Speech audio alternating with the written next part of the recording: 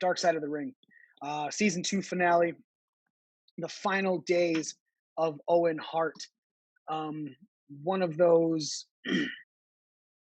one of the things that in wrestling, you know, you hear about, you see talk about, and everything. I can honestly say there were a lot of things in this episode that came to light that changed, one, how I felt about this situation, and two, changed my perception of the situation. Um, I'll say it changed my perception of the situation, and then we'll go into how you guys felt and stuff. I had never seen any of the police photos of this. I always knew that when Owen Hart came down as the Blue Blazer, it was him, coming, down straight from over the ring to there. Um, for some reason, I had it in my head that he kind of that he was supposed to do a Shawn Michaels type of entrance, not as long as they did it in for WrestleMania when he came down on the zip line. But I never, for some, when they always said it was a different type of entrance, I didn't realize that it was a different equipment that they were referring to. I always thought that the reason it was so uh, it went so wrong was because it was not just the normal I'm coming down as the Blue Blazer in my harness. I thought it was he tried to do something like Shawn Michaels and fucking fell. So that changed my out. I did not realize that personally. Seeing the police photos, seeing that Martha Hart had the harness that there was supposed to be, that was holding him, uh, blew my fucking mind for as small as that was, especially with hearing like, oh, so just don't pull this and you'll be fine. And they like he didn't pull that, so and he fell. Him brushing Jimmy Corderas, and saying "look out" as he's falling allegedly. We give so much shit to Jim Cornette for some of the dumb shit he says, but watching his interview in this, seeing his emotion, you totally have to sit back and go, yeah, I get, where you can't say that Jim Cornette doesn't have a love of professional wrestling, regardless of how stupid he is sometimes and things that he says. You could totally tell his passion and everything on this stuff.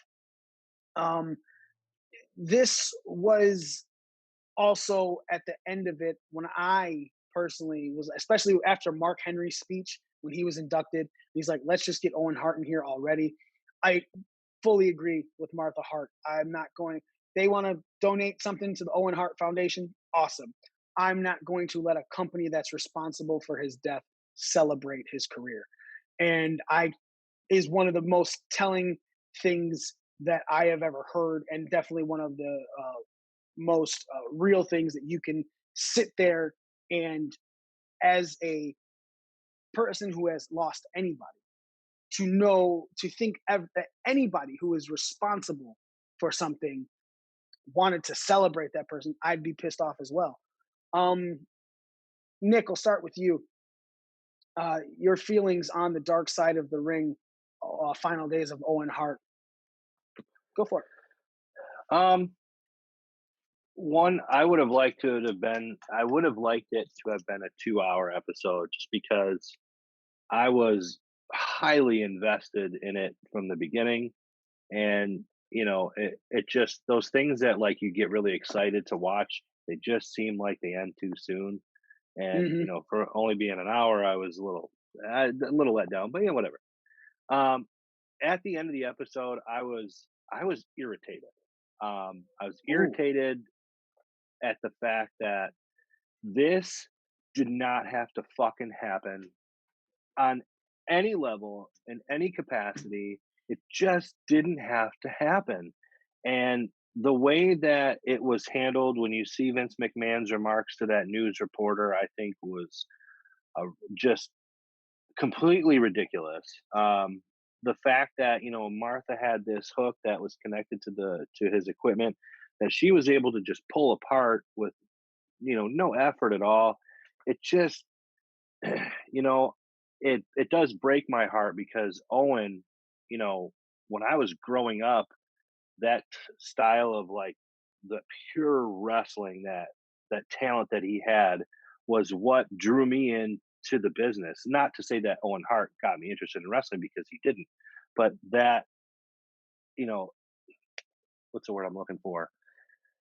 Just the way Inspiration. he yeah, and the way he executed everything in the ring, when you look at this old footage, it's like that type of wrestling is not necessarily hard to come by now, but you just don't see it as much where these guys are so technically sound that it's just fantastic to watch. So it was very it just was super disheartening to see and to know all these different things that happened. And I know we still don't know the full and complete story. You only have an hour of what really happened. But I was Hmm. also irritated too because, going online and looking at these people's comments like, let him into the Hall of Fame, let him into the Hall of Fame. If you want to feel that way, that's fine. But what pisses me off is these people that get so down on Martha Hart for not letting him into the Hall of Fame and for they think that she did all these things to the Hart family based on one statement from Bret Hart and based on one statement from their lawyer. To me, it kind of feels like the Hart family is trying to save face for to save their asses with WWE. So there's two sides to every story, and to just deliberately just smash on Martha Hart and say she's a fucking asshole and this that, and the other, like get the fuck out of here. That I'm sorry, that really irritated me. All of that encompassing, but it was a great episode. Um, it just man, I don't know. I understand. Sorry. Z. All right, let me start by saying Martha Hart's a fucking asshole. No, I'm just kidding. Okay, so I'm the one on the show that always posts the Owen Hart memes, makes the Owen Hart jokes. Part of it comes from a place of love because growing up, Owen was, one of my favorite wrestlers, and I've. This is one of those things, one of the deaths in wrestling that I've actually like researched, since it happened. And one of the original reports was that like he had fallen, but he like got up on his own and started like walking around, and like he later died in the hospital from like internal bleeding, which to me was like, okay, that's why they went on with the show. You know what I mean? But now it's like, oh, you knew he was dead and you went on the show with it anyway. I mean, like it just confirms what everybody already knows, that Vince McMahon is kind of a slime ball of a human being. Like, yeah, he won't make you do anything he wouldn't do, but if you die, he's gonna go on without you. Like, fuck off. That's terrible. I work with these kind of heart And attacks. I wear one of these every single fucking day. You have to. It's through OSHA and my OSHA. Like, it has to be uh, a certain tightness across your chest, certain tight, like everything's got to be modified for the person wearing it, whether small, medium, large, whatever. But then you have to modify it for yourself, and it's got to be a certain way, or it cuts the efficiency rate of it in half. If one thing is miscalculated, it cuts the efficiency in half. Now, you're talking, I use the type of carabiner that they were talking about when he did the original Sting like drop. And they had him like 10 feet off the ground, kind of just floundering there. As I think it was Steve Blackman just kind of berated him. Um, and as they talked about in Dark Side of the Ring, this is the equipment that is supposed to be used with these. This is there also should have been what they call a retractable system as well, where if you start free falling, you only free fall about 6 feet, and then it yanks you back to stop this type. There should have been some kind of backup for this. There was not. And then not only that, but they replaced the carabiner with a fucking sailboat clip that's supposed to hold down the fucking curtain. That's supposed to hold no more than 150 fucking pounds on a quick release. Like, no, that was a bad idea for whoever fucking decided to do that. And the fact that the company was like, okay, yeah, that's fine. Like, fuck you. That, like, you'll never hear me make I another don't. Owen I Hart. don't see. Okay, go ahead.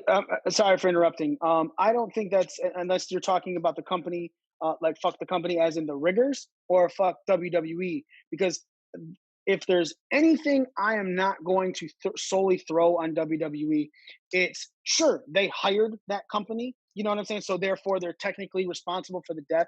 But if I was to say, if did Vince McMahon or did the safety regulations of WWE look at that stuff before Owen put it on and go, yeah, that's good? Or did they just say these people know what they're doing, they'll do it the proper way, and then it was the ultimately, if you're going in the hierarchy of things that or the ultimate cause of his death being the riggers, then I think that falls more on that the rigging company rather than WWE, even though it still is WWE's fault. I'm not trying to take any blame away from WWE.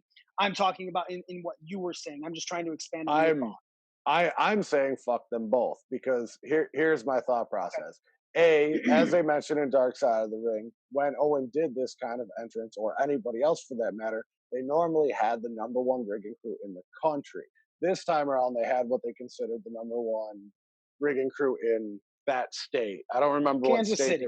Kansas City. Okay, sorry. So they were in Missouri. So they had the number one in Missouri. So they played.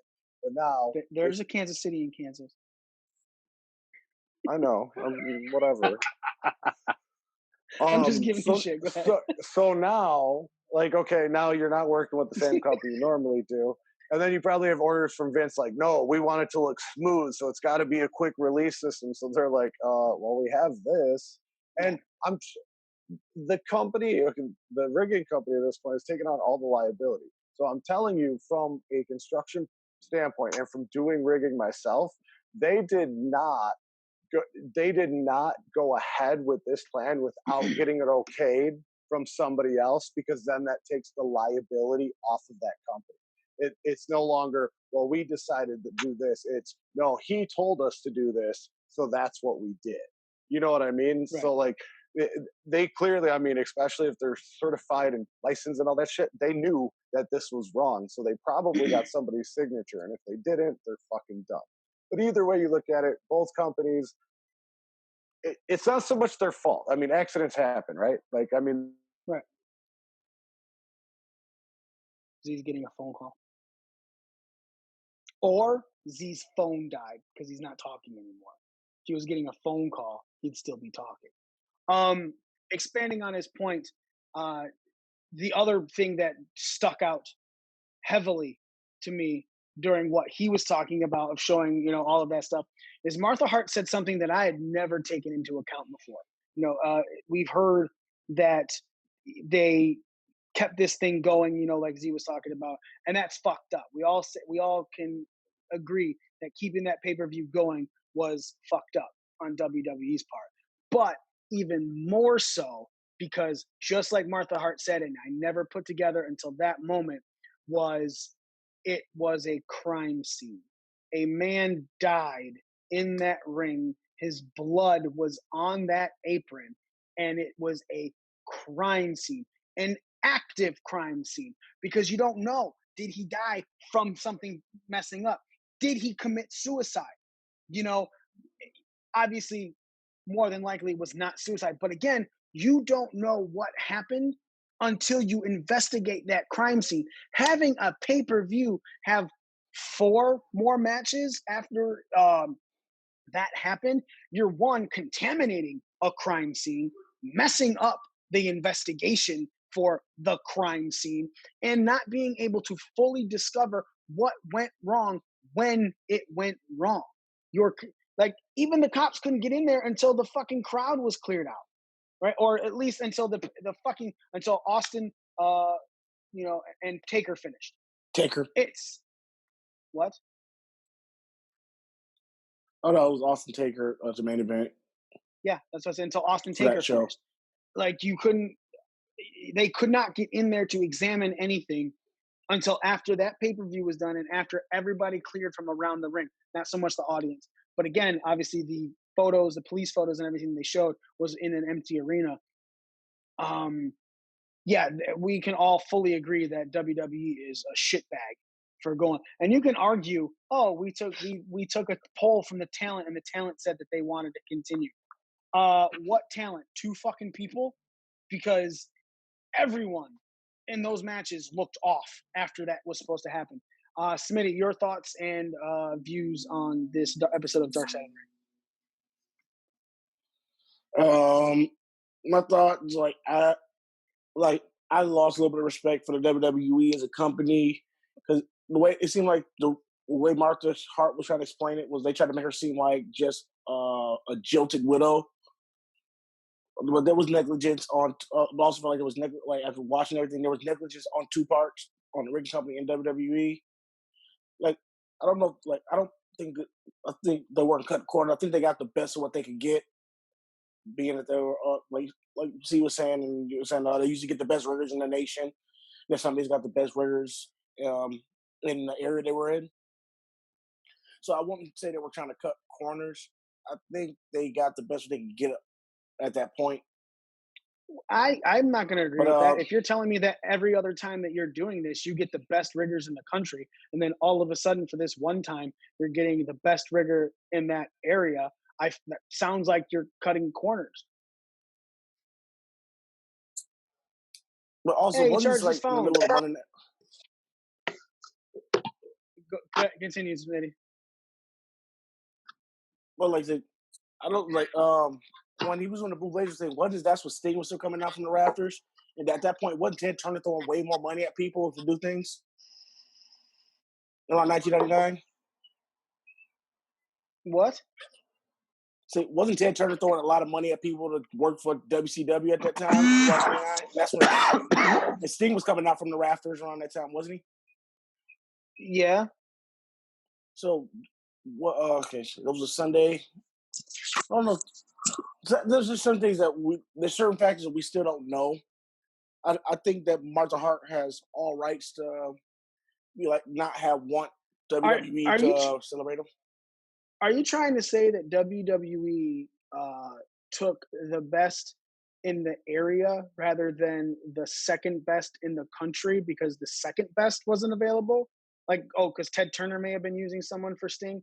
Like, I'm going to tell you right now that if that best in that area still does not seem like it was even top 5 in the country, right? So I feel like if you're getting a contract, hey Callie, if you're getting a contract and everything like that, I just see your head peeking out.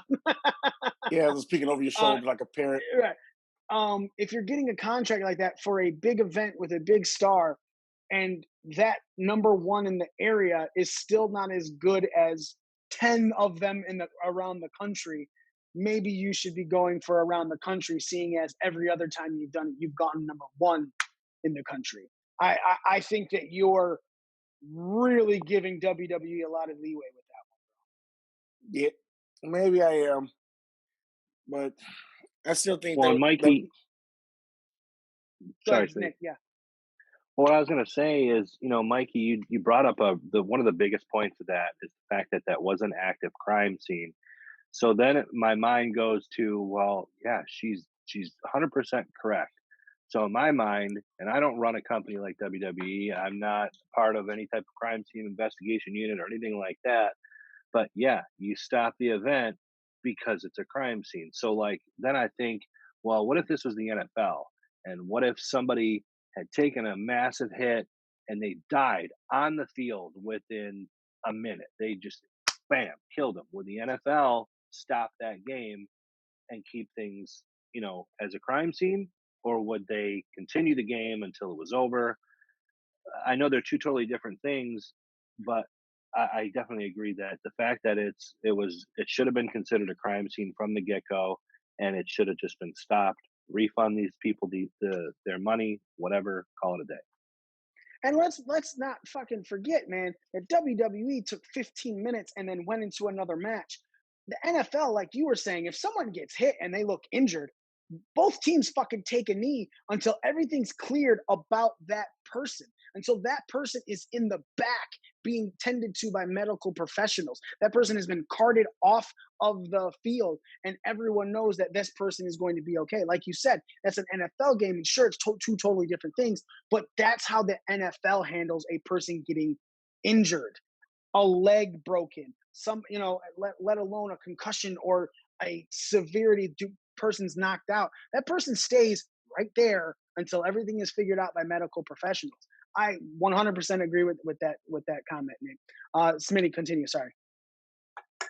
Yeah, but I kind of agree with Martha. So in the long run, I disagree with Martha Hart about like not having WWE try to celebrate him because like they and Hart also, I think the Hart family were, like Nick said, were saving face because wrestling is forever been their thing. That's how this family's made their money. A, B, C, and D. But All right. that's it. That's it. Z, you were cut off because your phone died. What was the finish of your thoughts, sir? I took it in. I went with it. I just want to apologize. Quickly cutting you off. When you went away, that's when I brought up just like how you were talking about how everything was going on. The one thing that Martha Hart said about that, was that was an active crime scene. It was specifically right there, and it officially, whether he allegedly could have committed suicide, it was a fault of everything going on. There were so many things that should have been investigated immediately that WWE is a complete shithouse for continuing that paper. As someone that has been part of an active crime scene where someone has lost their life, it everything stops. Like the business at the time shut down, and all the witnesses had to wait there until the cops got there and talked to you and got rid of you. So yeah, no, she's absolutely right, and I never thought of it from that standpoint. Like all this time, like you know what I mean? Like this whole time, we've never really had her perspective on it, and now after hearing her perspective, it's like, wow, she's right. Like it should have stopped like right then and there. The minute they found out he passed away, it should have been it should have been stopped. Nothing should have been moved. They should have started collecting evidence. You know what I mean? Yeah. And then I there's just so many things you didn't know going into this. And then what really made me like really really sad, there's a perspective of this that I never ever thought about. A year later, you had Eddie, you had Benoit, you had Malenko, you had Angle. like Owen Hart was Edge. given all this goofy shit, and it pissed me off because I was such a Owen Hart mark. But he was literally a year away from like what I mean, as long as it went the way it should have, a career resurgence with all these new competitors, Edge, Christian, like the possibilities were endless. Yeah. And unfortunately, this happened, and his life was cut short. And I've always been one of those people that I'm like, he needs to be in the Hall of Fame, and that changed Tuesday night when I found out that Martha Hart has started her own foundations with his name on it, and that's how she wants to share his legacy. And she doesn't want to contribute one dime to a company that not only possibly caused the death of her husband, but also didn't even bother to stop once he died to figure out what was going on. Right. And I think that's awesome. Like I no longer care if he's in the Hall of Fame or not, because his legacy is being celebrated in a different kind of way, as it should. Now, WWE's lawyers issued a statement shortly after Martha was on the Jericho podcast, and that was one of the things with the Jericho podcast. There was a thing that I didn't mute you at this time. There was a thing that she had stated on there, how she is. Many people have approached her about Owen stuff, and the minute that she finds out that something has any sort of inkling or monetary thing for the WWE, she steps away from it. She's like, nope, I won't. If WWE is in any way, shape, or shape or form involved, I will not have a part of it. And Jericho was like, hey, things have changed a lot. There's like instances that you can go into that have nothing to do with the WWE. And immediately when he said that, he's like, I could put you in contact with someone right after this. I was like, Owen Hart's about to get his own pro wrestling store. And sure as shit, 2 days later, they fucking announced it before the Dark Side of the Ring episode. That Owen Hart finally has his own store on Pro Wrestling Tees, because it is not affiliated with any form of WWE. And again, the great thing about that is for this his Pro Wrestling Tees store. When people are saying that she's trying to make $1 on him, that money is going directly to the Owen Hart Foundation. So it's not even like Martha. It's like, hey, Martha Hart. Now, granted, it's the foundation that she's running with him, but the bottom line is it's going to a foundation, to a charitable cause. Z, you're about to say something because you unmuted yourself. No, I bought one. Bought both I of did them too. actually. I bought one. Yeah, nice. Nice. But you know what? back One to more thing. I bought our yeah, go ahead. shirts. One Go more ahead. thing that really pissed me off, and it really stopped me in my tracks, is when Jim Ross said that, you know, he was trying to get updates the whole time on what was happening, and all of a sudden Kevin Dunn in his ear said, he's dead and you're back in 10, 9. I mean, to me, I can't even imagine what went through Jim Ross and Jerry Lawler's mind. I don't know how they even went forward after that. That's a true testament to the type of business guys that those two guys are, to just keep going, do their job, you know. And it sucks because I want them to have stopped the show, but you know, I just, man, my heart sunk when they said that. It was just And so hard to believe. If you read JR's first book, he like talks about that moment, and he does it like a minute by minute analysis of like everything that was going on between him and Jerry and what they were thinking, and he like breaks down the whole situation. It's a great read. I'm gonna have to check it out. Yeah. Yeah, that wasn't news to me, obviously, as well. That was one of the things I had already known, that he was told, and then had a 10-second count in. I will say that I did listen to Busted Open the next day, the Wednesday edition of Busted Open, and Bully Ray had a really strong point where he was like, from that moment alone, what you did to JR, giving him a 10-second adjustment period to finding out a friend of his, a person he cared about, died, to then have to say, hey, so it is my unfortunate responsibility to tell you that Owen Hart had passed away. He's like, right there, JR should have a WWE paycheck for life. What you did to him and bringing him into that situation, there should never, ever be JR's too old for this. People don't want to see him on TV.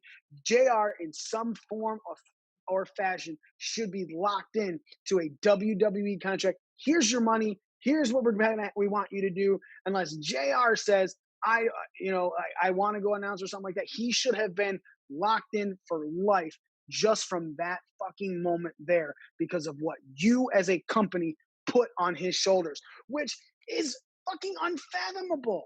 What other sport does that? Everyone else would have fucking stopped the show. And you not only went live, but you made your broadcaster, the voice of the show, have 10 seconds to adjust to what he just found out about his friend. Absolutely fucked. Now, as I was saying, WWE's lawyer came out after Martha Hart appeared on Talk Is Jericho podcast, and WWE's lawyer had to say this. I swear to God, this is the first sentence of their statement. This is, quote, Jerry McDevitt is the longtime WWE lawyer, and he issued this statement to CBS Sports in response to Martha's comments. He said, quote, the reality is, we've never told our side of the story of what happened, at least not outside of court. We told it in court, but when she talks about the way the lawsuit unfolded over the years, it really isn't accurate what she's saying. What she did whenever this happened is she hired a lawyer in Kansas City who we caught essentially trying to fix the judicial selection process to get a judge that was more to their liking. We caught them and went all the way up to the Missouri Supreme Court. The Missouri Supreme Court said, no, we're not going to let that happen. They essentially appointed an independent judge to come in from outside of Kansas City to oversee the proceedings. We were basically trying to find out what happened that night. Martha was not even remotely interested in finding out what happened that night. She just wanted to use it as a vehicle to beat up a business that she didn't like that her husband was in, the wrestling business. Now, I'm going to make some comments on this. Number one, Martha fucking Hart went there to that exact spot with her kids to look over the actual crime scene. She was there. They climbed up on the scaffolding, kids included, to look at this. I'm gonna call bullshit on trying to. She wasn't remotely interested in trying to find out what happened that night. She has all the fucking shit. She can look at it. She had the evidence on the show. She sure as shit tried to find out what happened that night. Saying that they were caught trying to fix the judicial selection process to get a judge that was more to their liking. That's every court situation. That's not just this. Everyone wants to try and find something that's going to work best for them. If you've dealt with anything, any type of judicial thing, and there's been a big case, if you've heard about anything, that's what those lawyers do. They're trying to find a judge that will side more with that. If there's a jury involved, they're trying to find a jury that they think will be on their outcome. Everything in the court process is like that. That's nothing specific to this case. So to use that is kind of bullshit as well, in my estimation. Nick, hearing the statement from WWE's lawyer, what are your thoughts? I completely 100% agree with what you said. I mean, it's it's them trying to cover their ass more than 20 years later, because now you have this documentary coming out that's going to, shed some light on, what happened. And, it's all bullshit. It really is. And the fact that you want to say that Martha Hart was not interested to find out what happened, fuck you. Neither were you, because if you were, then there would have been a crime scene investigation when he fucking died. End of story. That's it. Boom! So, yeah, can't argue that. Smitty, you got something to say? You should unmute yourself first. We're gonna say horseshit, bullshit. That was like WWE trying to cover their ass. Like, cause I'm not married.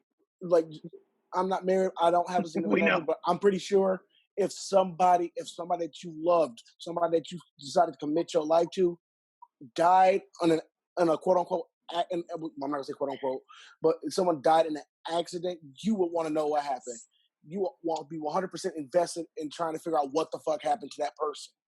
Mm-hmm. Z, this is her husband, father of her children. I'm gonna After figure reading out that, mannerisms. all I took away from that was basically these were the loopholes we used to get the court case out of Kansas City and into a more favorable judge that would hear our case. And another thing I heard was that Vince wanted it moved out of Kansas City because if he got it to Connecticut, he wouldn't have to pay punitive damages. Yeah.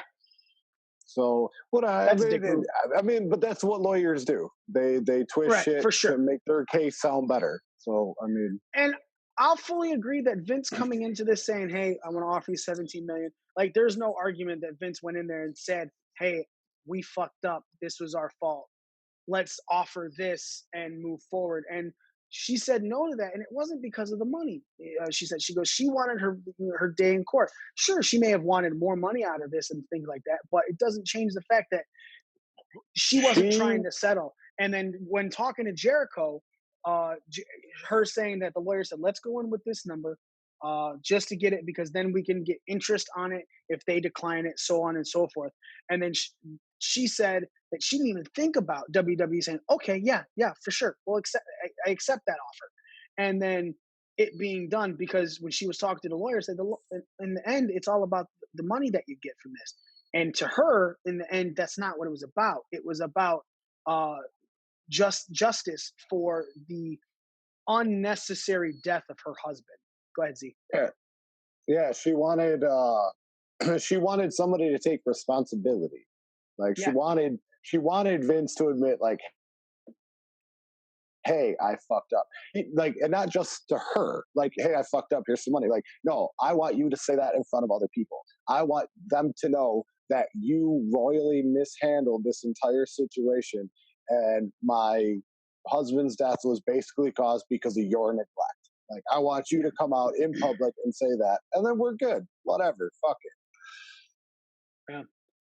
Any final, Smitty? I'll start with you. Are there any final thoughts on this last episode of Dark Side of the Ring? Or, as a matter of fact, are there any final thoughts on the first 2 seasons of Dark Side of the Ring? Because after we get that, we're going to be finished. From everybody. I agree with Nick on what he said. Like, that, this is something that probably deserved like a 2-parter, like the Benoit premiere. Mm-hmm. And with season 3, I'm really looking forward to what they do with season 3. I don't. Have they announced anything with season 3 yet? Obviously, Well, I'm I don't excited for know. a season 3. I didn't know if you had like heard something like, oh, this is one of the things they want to hopefully uncover in season 3, or you're just saying you're looking forward to it because you're looking forward to it. Yeah, I'm looking forward to it if there is one. Okay, Nick, your final thoughts on the final episode or the entire 2 seasons of Dark Side of the Ring? Um, not really on the final episode, but this is it's a great series. I mean, every episode so far has, got me invested from start to finish, even if it was something that I wasn't familiar with that happened. Um, especially like I watched the Dino Bravo one the other day. I had no idea that happened to Dino Bravo, and I was like, holy shit, like it's fucking crazy. So yeah, I mean, I can't imagine that, you know, this is going to end anytime soon. I'm really looking forward to season 3.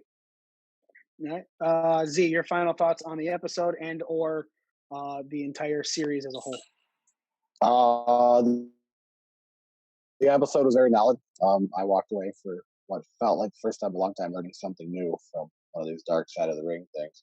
They do put a nice. I like the narrator. I hope they like for season 3. I hope they keep Jericho on as the narrator. But I don't know what like going forward. They're kind of running out of stuff. I mean, unless they start digging into I mean, stuff I probably don't even know about, which is cool. Right. I'll still be interested. But I'm just thinking, like, of all the scandals in wrestling, like, they just did, 16 of them, which it doesn't seem like a lot, but the ones they did were pretty, like, oh, shit. Like, oh, that really happened. Yep. I'm sure there's more, but how many more? Like, how many seasons are we going to get out of this? Or are they going to put a twist on it to, keep it going? You know what I mean? 6 seasons in a movie. What's that? I said 6 seasons in a movie. It was a joke. Okay. Yeah, not funny. Or did I understand it? But yeah, no, I always look forward to seeing more on wrestling. So, I just hope they don't run out of material. That's all. Well, as long as Vince McMahon's in the wrestling business, I don't think they'll ever run out of material. Dude, he looks worse and worse as each season goes on. It's like, man, Vince is a guy's guy. Now you're like, Vince is a fucking slime ball. Fuck him. Yep. Especially like 80s Vince. 80s Vince was a prick. Yeah, 100%.